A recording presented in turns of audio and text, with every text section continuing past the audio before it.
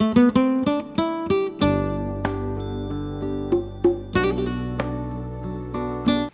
there. Today I'm going to show you how to hand wire a rubber cord or a piece of leather and how to make a clasp with it as well.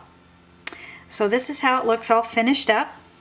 And if you want to add a pendant to it, be sure and slip it on prior to wiring if it needs to be smaller, or you can use a jump ring to finish it off with. I just wanted to mention that. Okay, so the first thing you're going to need is a piece of rubber cord. For today's demonstration, I am using 4mm rubber cord. I wanted to also mention it comes in all different colors. You can buy it from lots of vendors, either on eBay or Rio. And this is 3mm. You could also use that. It comes in 2mm, but I just kind of wanted to mention that it comes in different colors. Okay, so I have cut a piece of cord that is approximately 16 inches, and this will end up with about a 17-inch cord because you have to allow for at least an inch for the clasp. The first thing I'm going to do is I'm starting with 18 gauge to do the end caps with. And I like 18 gauge. It gives it a nice sturdy look on this full 4mm. If I were going to do this for the 3mm, I would probably use a 20 gauge wire. But we're going to use 18 gauge. This is just a little bronze colored wire. You can use any metal you want. You can use sterling, brass, silver, copper, whatever you feel like. So I'm using my large round nose pliers, and I just made a little loop at the end. The next thing I'm going to do is use flat nose pliers, needle nose, and I'm going to make a bend at it. And that will give me that little connection at the end to hook the rubber onto. So I stick the rubber in there and make sure it's kind of snug, and that's a nice fit.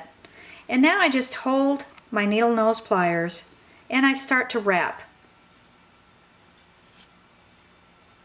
And I'm pulling as tight as I can and holding on and wrapping. And I go about 3 wraps, and then I'm going to use some wire clippers, and I'm just going to snip off the end and then go back and continue to wrap. It's a personal preference how many wraps you want to put on there. And I'll put 5 or 6. And then you use your little clippers again to snip off the end, and your needle nose pliers to just push that point down. And that gives you a nice hand wrapped look. If you want to adjust, you can squeeze here and there. Just kind of fine tune it. Okay, I'm going to do the other side and we'll come right back. You want to make sure that the hoops match up, so when you bend that, just make sure they match. It'll look very professional. And then what I like to do is just work hard in the ends of those as well. So just give them a little tap on your bench block and little chasing hammer. And that just kind of flattens them a little bit. Now we're going to make the hinge. The clasp. And we're going to use the bench block again and pound the end flat. Makes a little paddle on the end, and use the file to kind of take off those ends so that it's not sharp. And always go up with the file, not down, just go up, and then just kind of wind it around like so.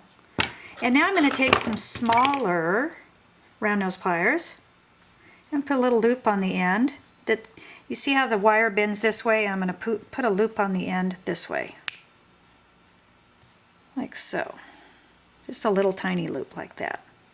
And you take a pen. This is just a little marker pen, and you're going to wind it around it. You can use any size tool that you want to do this. It can be an X-Acto knife size, total personal preference.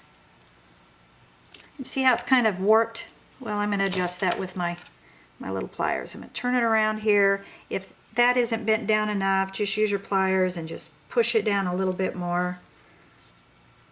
Okay, then your needle nose pliers to make a little hoop on the end.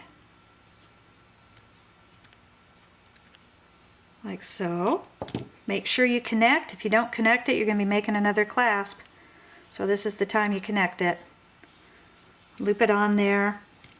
Hold it with either flat nose or needle nose pliers and give it a a couple of twists. It's totally personal, however long you want. And I've started with about a 4-inch wire. I don't know if I mentioned that, but this is about 4 inches. You can start with longer. This is about 4 inches. And then snip off the end. When you do that, make sure you do it with the flat edge and not the bezeled edge, the flat edge of your snipper. And then kind of squish that end, tuck that end down to burnish it in. Nice and flat. Kind of tweak it a little bit, straighten it all out so it looks real nice. Close it up a little bit. If you want another bend in there, you can go back, take your needle nose pliers and give it a little bend, like so. And then I bring my bench block in and I give it a little hammer. Kind of flatten it out. If you want patina, you can patina before or after, whatever metal you're using. It won't hurt the rubber. And you make sure it hooks. You want it to be a little bit snug. You don't want it real loose, but you want it easy enough so that you can put it on. And that's how you do it.